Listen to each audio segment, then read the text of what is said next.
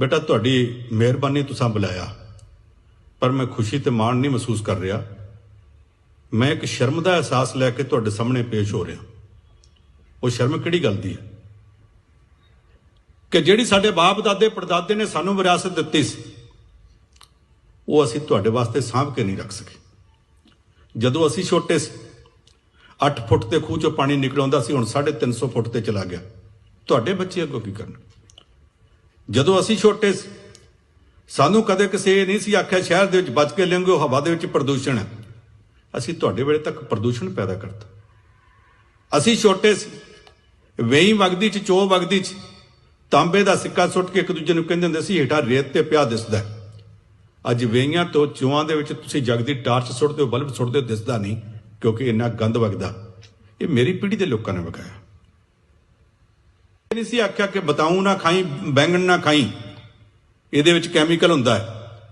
हुण मैं आर्मी वालों के डाइटिशियन के उन्होंने दे रिफ्रैशर कोर्स के दिनों च गया तो उन्होंने डाइटिशियन ने आर्मी दे ने आख्या कि असीं सारिआं नूं ये सुजैसट करते हैं बाजार जाना वेख के बैंगन वो चुक्यो जिन्हों कीड़ा लगा होवे, कीड़े वाला हिस्सा कट दिओ, बाकी खा लिओ।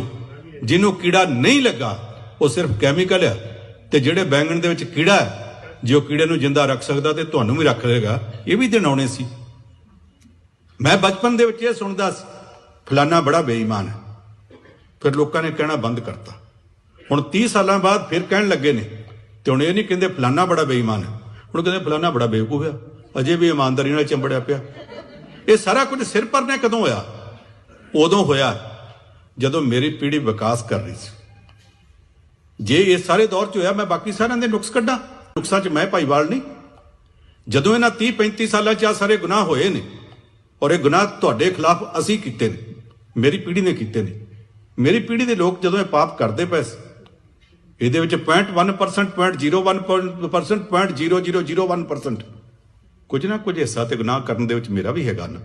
इस करके जदों मैं तुहाडे कोल आउणा, मैं तुहानूं नहीं वेखदा, मैं तुहाडे विचों अपने 2 बच्चे वेखदा। मैं उदों सोचदा कि इस पीढ़ी के वास्ते असीं छड्डिआ की, असीं इस विरासत नूं बहुत खराब करता।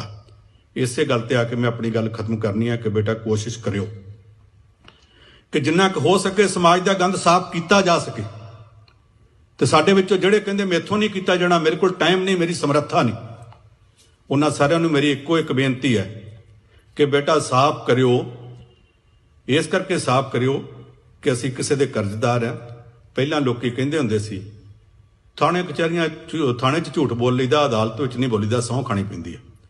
हुण लोकी अदालत विच गुटके ते हत्थ रख के, गीता ते हत्थ रख